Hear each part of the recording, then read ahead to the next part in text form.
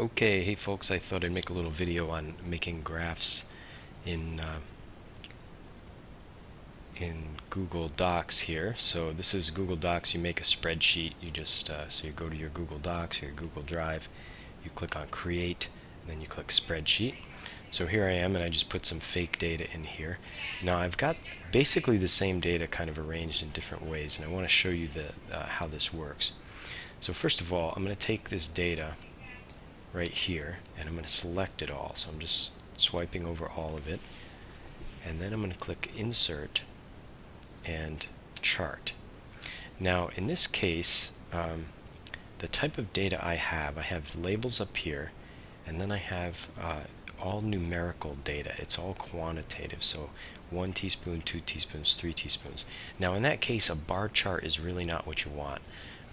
Neither is a line chart. You really want a scatter plot when your x-axis and your y-axis are both quantitative. They're both numbers that are kind of continuous variables, like teaspoons or milliliters or grams or meters or something like that.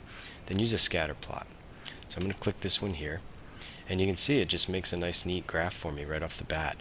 The only thing I've got to do now to finish this off is put some titles on it. So my title here is going to be CO2 produced, or actually I want to say effect of sugar on CO2 produced by yeast. Alright, now my legend, in this case I don't really need a legend because my legend is just this thing over here that says milliliters of CO2, so I don't really need it in this case. I'll take it off. I'll save some room. And let's see, I'm not sure what maximize means. There we go. We don't need that. Okay, so now my axes, my horizontal axis title is going to be teaspoons of sugar. Whoops. Okay, and min and max is, if you don't want it to start at 0, then you could change this. We don't really need to change that. I mean, I could put 1 and 3 in here, and then it would start the graph at 1, the x-axis at 1, and end it at 3. But I'm fine with the way that it is. And then you can change the font on the axis labels and so forth here. Okay, now I want to do the same thing with my vertical axis, so I'm going to click on that, and my title is going to be milliliters CO2. Okay, and again, I'm not going to change anything on there, so I'm just fine with the way this thing is. I'm all set with that. You can change the color if you want of the points on the graph. There you go. Insert. Now to put this into your document now, all you got to do is click on this and copy, and you should be able to paste that right into your Google Doc. I'm just getting it out of the way here so I can play around with this next data set. So let's say instead of putting the data in vertically, you put it in horizontally like this. What we're going to find out is that Google Documents doesn't like that. This is not as flexible as making a graph in Excel. If I try to insert this chart here, what's going to happen now? Let's change my chart type to a scatter plot. See, it doesn't even want to do that. So let's see. Even if I switch the rows and columns here, oh, actually that worked. So switch rows and columns, and it gave me the proper chart this time. So I guess you could do that if you've got it in horizontally. Just click switch rows and columns, and then just go for it. I'm going to pick scatter plot, and there you go. So it automatically picked the chart type that it thought would work well for the data. And just double check and make sure it's plotting the right stuff. 1, 2, and 3 teaspoons gives me 2, 4, and 6 milliliters of CO2. Alright, and finally, let's look at this last type. Now, let's say that your treatments were not quantitative. So this group, they had a control where they added no vinegar, then they had a treatment where they added warm vinegar, and then they had a treatment where they added room temperature vinegar.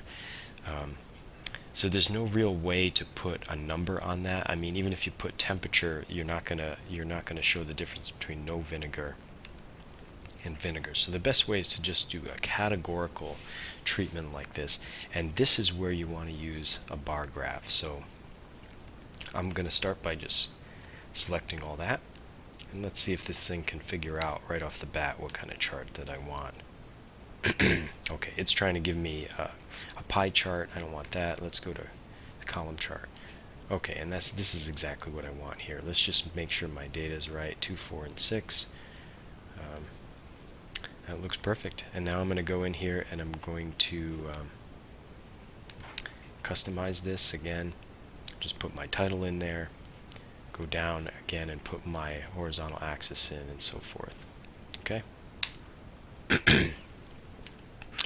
Now once again, if I want to copy this into my document, so I'm going to come over here and copy the chart. Alright, it says I can now paste the chart into documents. So let's see if that's true. Let's try creating a new document.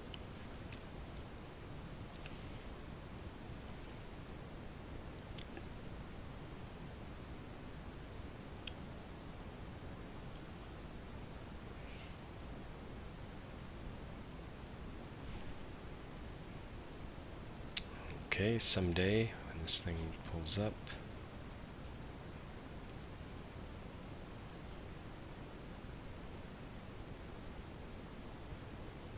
Alright, and let's see if I can paste this.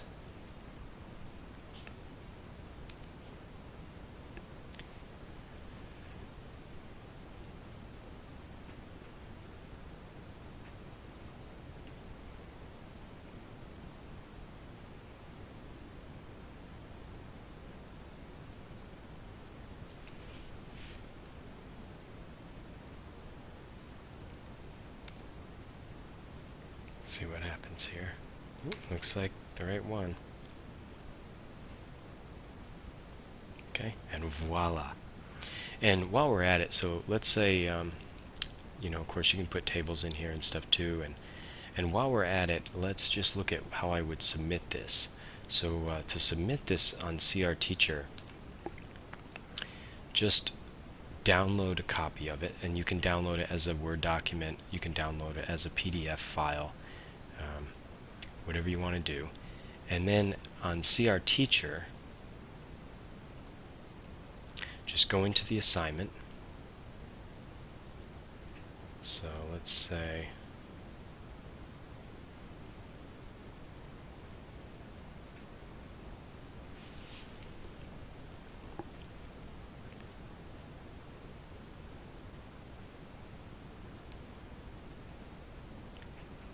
I have to switch to my student role here so that I see things the way you do.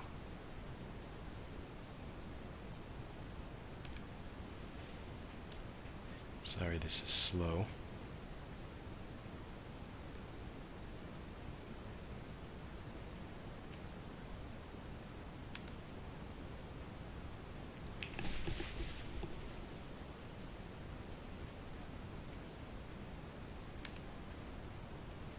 I'm going to have to shut this down. It looks like it's hogging the computer here.